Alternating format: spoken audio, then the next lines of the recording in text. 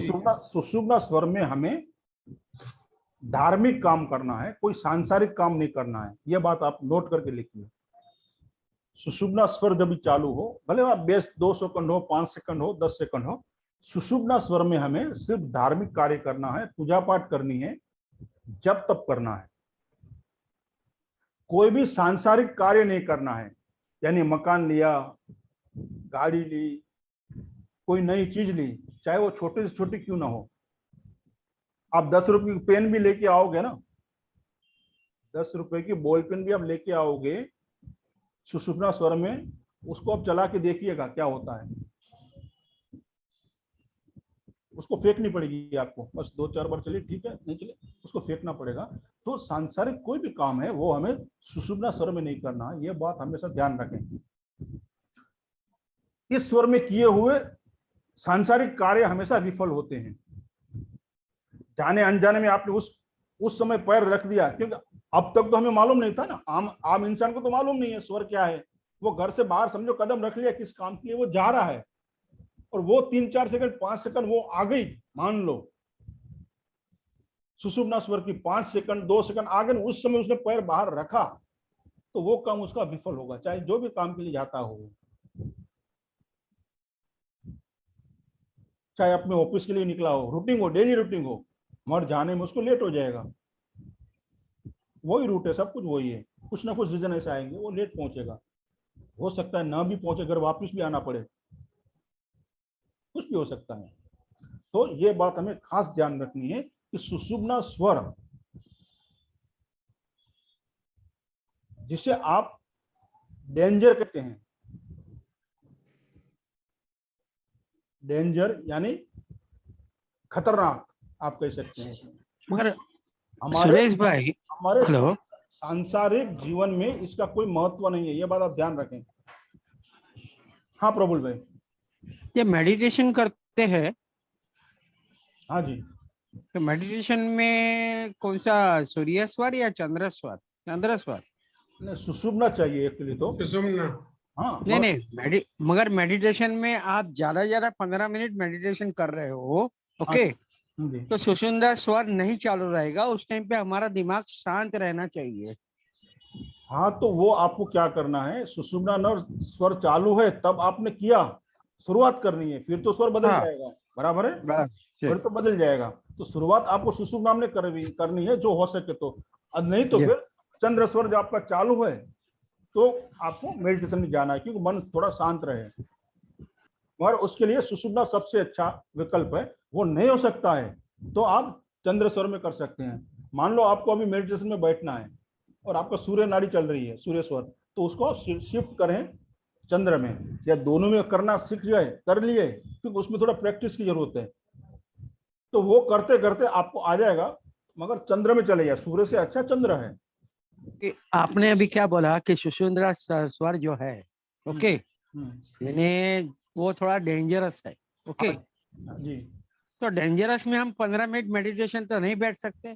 नहीं, डेंजरस किस लहजे में मैंने कहा है, हमारी हाँ, सांसारिक प्रक्रिया के लिए डेंजर है वो।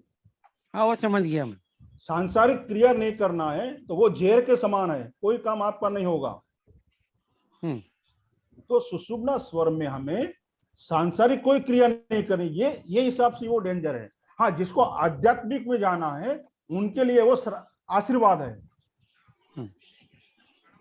जिनको ये समाज ये इससे कोई लेना देना नहीं है, परिवार से लेना देना नहीं है, संसार से लेना देना नहीं है, उनके लिए वो आशीर्वाद है। मगर सांसारिक जीवन में हमें सुषुम्ना का कोई उपयोग नहीं है, यह बात हमेशा ध्यान रखें आप, और इतना खुल के शायद कोई नहीं बताएगा आपको।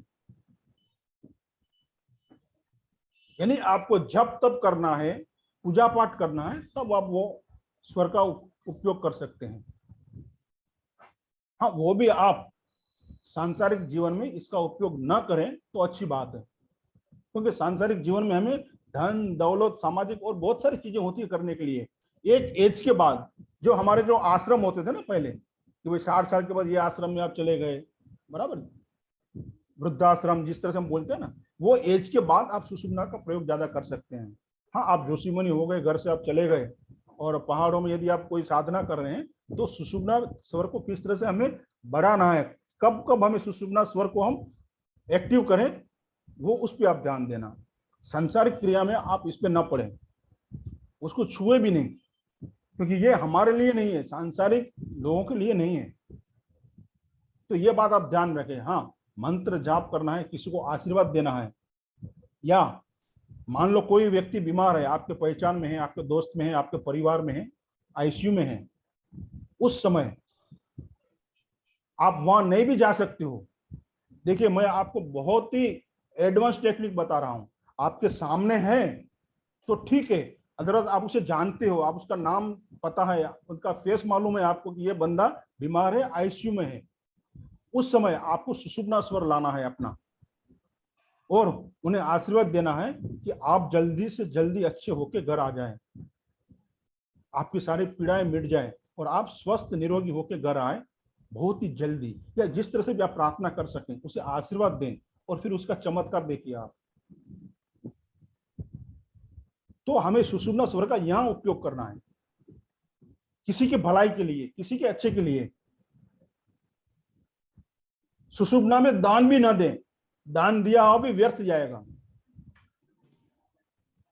सुषुम्ना में आप दान भी ना दें, चंद्र स्वर में दान दे, और वो इनहेल करके, वो हम आगे आएंगे, मगर मैं आपको सुषुम्ना की बात बता रहा हूं। तो सुषुम्ना में हम किसी को आशीर्वाद भी दे सकते हैं इस तरह से। कोई बहुत दुखी है, आपके रिश्तेदार में, पहचान में, सगे संबंधी में, आपके दोस्त में, या आपके अड़ोस पड़ोस में, आपको पता है कि ये बंदा सही है मगर बहुत दुखी है, चाहे फिर वो फाइनेंशियल हो, शारीरिक हो, जो भी हिसाब से, आप सुषुम्ना स्वर लाइए, रोज उन्हें आशीर्वाद दीजिए कि आपकी ये तकलीफ, यदि आपको मालूम है कि उसकी ये तकलीफ है, उसे आप आशीर्वाद दीजिए कि आपका ये काम बहुत जल्दी हो जाए, आप स्वस्थ रहें, आपका परिवार सुखी रहे। ये आशीर्वाद इतना प्रबल होगा कि ईश्वर को आपकी बात माननी पड़ेगी। उससे उल्टा भी हो सही है, किसी को आपने श्राप दे दी, किसी को आपने गुस्से में कुछ कह दिया ईश्वर में कि तेरा ये हो वो हो, तो वो होता है।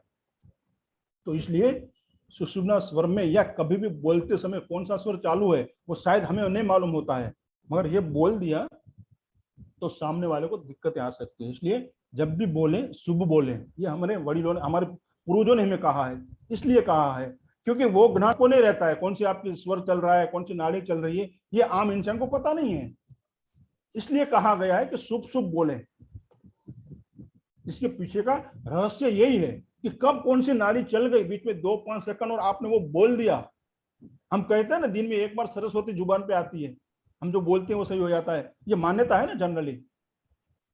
ये सुषुम्ना ही सरस्वती है,